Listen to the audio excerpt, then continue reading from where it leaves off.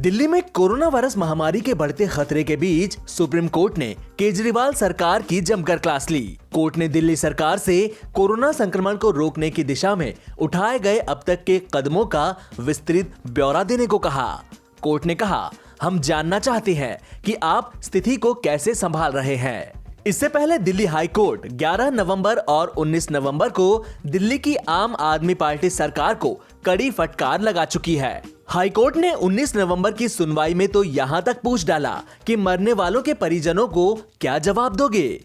बहरहाल supreme court ने सोमवार की सुनवाई के दौरान कहा कि पिछले 2 हफ्तों में हालात बिगड़ गए हैं। कोर्ट ने दिल्ली सरकार से कहा कि वो कोविड मरीजों की देखभाल की व्यवस्था का ब्यौरा पेश करे।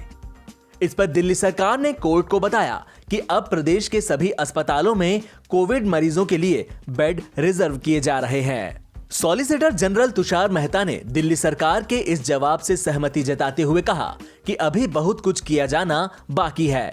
उन्होंने कोर्ट को बताया कि केंद्रीय गृह मंत्री अमित शाह ने 13 नवंबर को दिल्ली के मुख्यमंत्री और अधिकारियों के साथ मीटिंग कर कुछ निर्देश दिए थे।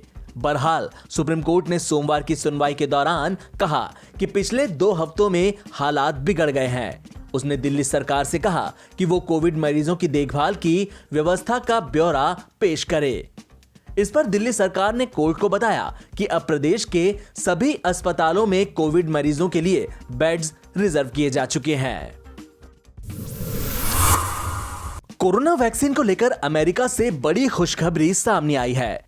व्हाइट हाउस की ओर से बताया गया है कि अमेरिका में 11 या 12 दिसंबर से कोविड-19 टीकाकरण कार्यक्रम शुरू हो सकता है। शुक्रवार को अमेरिका की दवा कंपनी फाइजर और जर्मनी की उसकी साझेदार बायोएनटेक ने अपने कोविड-19 टीके के आपात इस्तेमाल की अनुमति लेने के लिए अमेरिका के खाद्य और औषधि प्रशासन में आवेदन किया था और FDA के टीके से संबंधित परामर्श समिति की 10 दिसंबर को बैठक होनी है।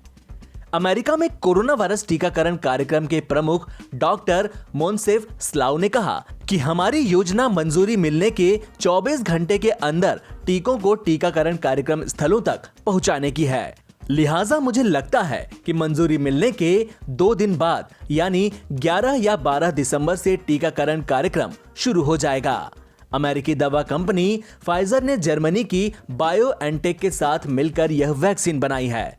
फाइजर दुनिया की उन पहली दवा कंपनियों में से है जिन्होंने फेज 3 स्टडी के अंतिम नतीजे जारी कर दिए हैं। यह वैक्सीन 95% तक असरदार पाई गई है।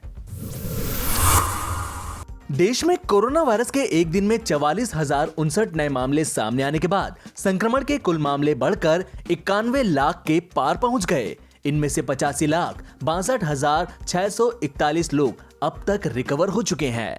स्वास्थ्य मंत्रालय ने इसकी जानकारी दी।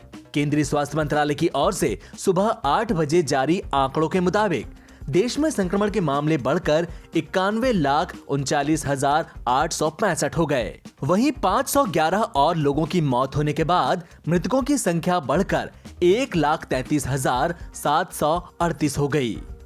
देश में लगातार 13 दिन से इलाज करवा रहे लोगों की संख्या 5 लाख से कम है। आंकड़ों के मुताबिक देश में अभी 4,63,486 लोगों का इलाज चल रहा है, जो कि कुल मामलों का 4.85% है। देश में मरीजों के ठीक होने की दर 93.68% है। वहीं कोरोना वायरस से मृत्यु दर 1.46% है। भारतीय आयुर्विज्ञान अनुसंधान परिषद के मुताबिक 12 नवंबर तक कुल 13 करोड़ 25 लाख से ज्यादा सैंपल्स की जांच की गई, जिनमें से 8,49,596 सैंपल्स की जांच रविवार को की गई।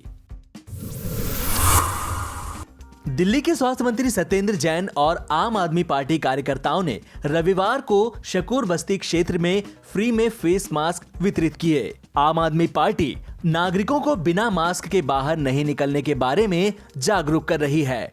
इस दौरान सत्येंद्र जैन ने लोगों से अपील की कि दिल्ली में मास्क न लगाने वालों पर 2,000 रुपए तक फाइन लगाया जा रहा है, इसलिए घर से बिना मास्क के न निकलें।